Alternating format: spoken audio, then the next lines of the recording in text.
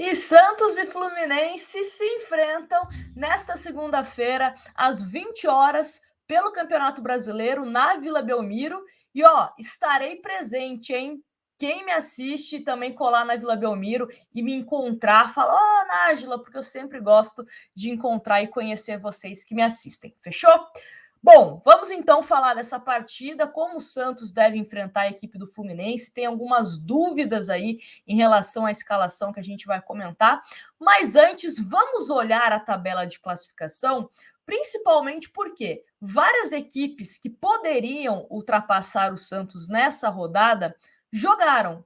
Ou seja, deu certo para o Santos. O Santos continua na nona colocação com seus 26 pontos e pode se aproximar do Bragantino. O Bragantino venceu nessa rodada, então não dá para o Santos ultrapassar o Bragantino. Então o Santos continuaria na nona colocação, mas é sempre bom somar pontos, principalmente dentro de casa. Então, como eu disse, o Santos na nona colocação com 26 pontinhos e o Fluminense, nosso adversário, está na terceira colocação com 34 pontos. Fluminense também não consegue ultrapassar o Corinthians, mas em caso de vitória ou, quem sabe, um empate, né, acaba diminuindo essa distância, mas obviamente vamos torcer para a vitória do nosso Peixão. E aí, só para a gente também comparar a situação aqui embaixo da tabela, Cuiabá está com 20 pontos e no G4, né, o primeiro time do G4 é o Atlético Paranaense com 34 pontos, tá bom? Então, só para vocês, né, terem esse panorama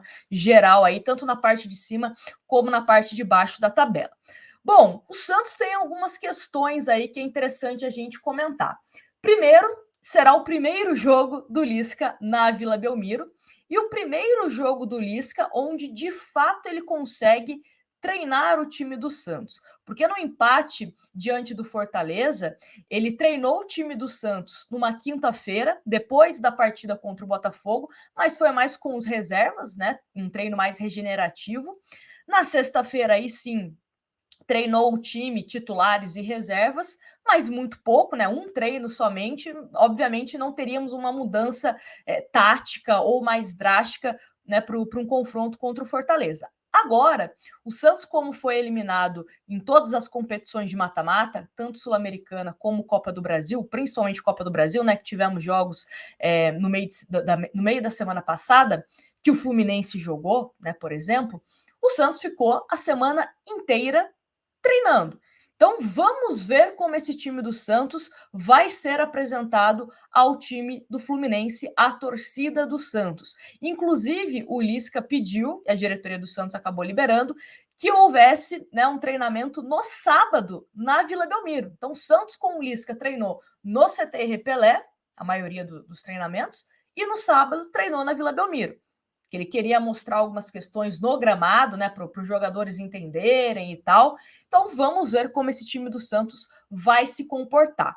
Em relação a desfalques, o Santos não terá o Bauerman, que recebeu o terceiro cartão amarelo, e tem algumas dúvidas aí em relação à zaga. A zaga é a principal dúvida do Santos. A boa notícia é que o Michael treinou normalmente, né? No sábado treinou normalmente. O Luiz Felipe também voltou a treinar sem nenhuma restrição. Então pode ser que os dois fiquem à disposição. Mas quando eu falo ficar à disposição, não necessariamente titulares. Pode ser que fiquem à disposição no banco de reservas, entre no segundo tempo, caso necessário, tá bom? Mas eles treinaram normalmente com o restante do grupo. A questão também do Lucas Pires, o Lucas Pires segue fora, fazendo trabalho de fisioterapia.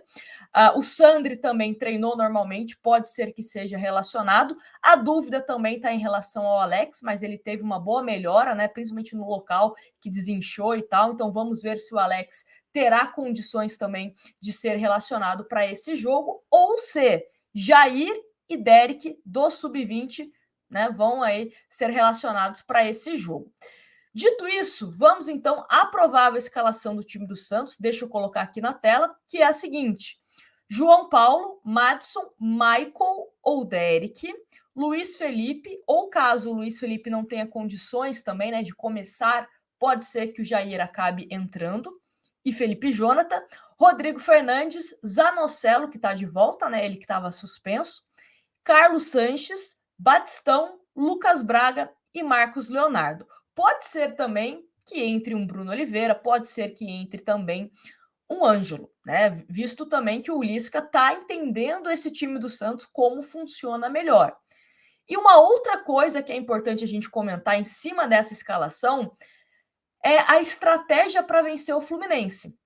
O Fluminense que não terá o Fernando Diniz, tá? Não terá, o Fernando Diniz está suspenso. E além do Fernando Diniz, o Fluminense não terá o Marrone, Felipe Melo e o zagueiro Manuel, todos suspensos. E na vaga do Manuel, provavelmente deve jogar o Lucas Claro, formando, né, a dupla de zaga aí com o Nino.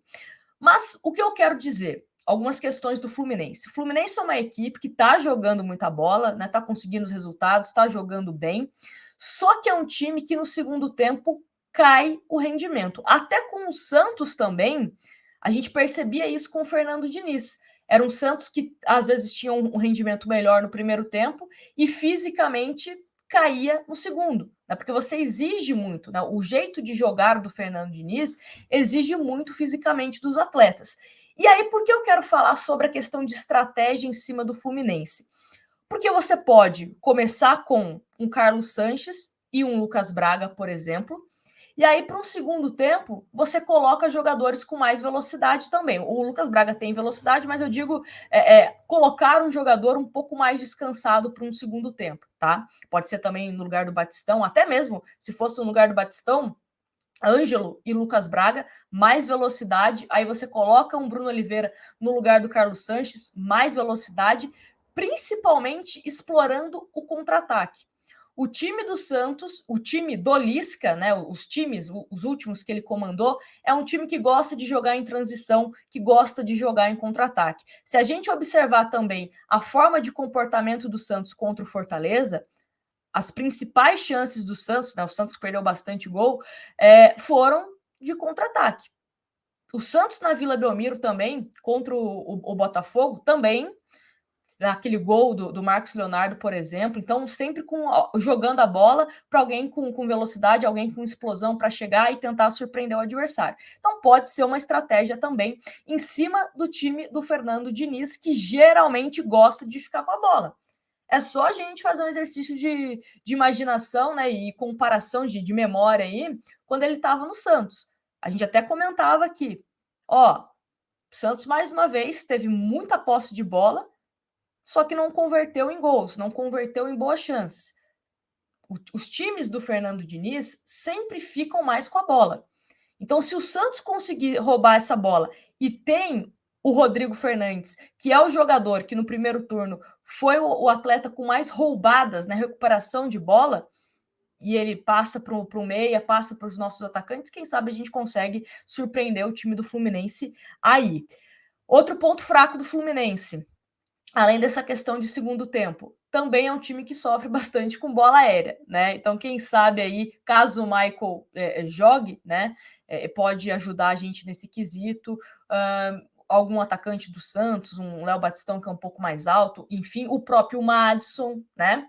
Então, vamos ver. Se tivesse o Bauerman, seria melhor ainda, porque o Bauerman vem chegando muito bem no jogo aéreo ofensivo do time do Santos. Mas tem alguns pontos fracos aí desse time do Fernando Diniz. Só que o Santos também tem seus pontos fracos.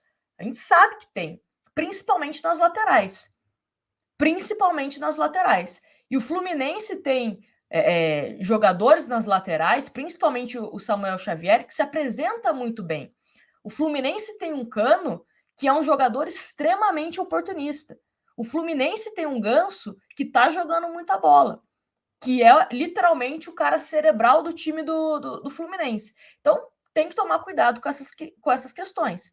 Quem sabe um Rodrigo Fernandes ali em cima de um Ganso, né? Eu não sei quem, talvez o Michael jogue em cima de um Cano para não dar espaço.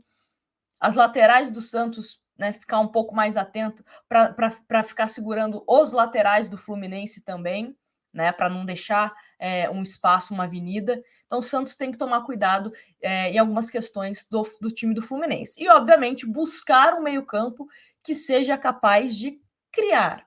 seja com o Bruno Oliveira, seja com o Carlos Sanches. O Zanocelo volta para esse jogo e é um jogador que eu acho que ele pode ser muito mais útil na questão ofensiva do que na questão defensiva. Então, espero que o Zanocelo, né, esse período aí que ele ficou longe do Santos, tanto por falta de jogos como também suspensão, possa ter colocado aí a cabeça no lugar, né? Tava sentindo um Zanocelo um pouco afobado pelos últimos erros, né? Zanocelo que não vem numa boa fase, vem cometendo erros que acabaram resultando em derrotas do Santos, né? Ou fazendo gol contra, ou sendo expulso, fazendo pênalti, enfim. Espero que o Zanocelo tenha um jogo melhor contra o Fluminense, né? E vamos ver qual será essa estratégia do Lisca. Será que ele vai permitir com que o Fluminense fique com a bola e o Santos apostar nos contra-ataques, mesmo jogando na Vila Belmiro?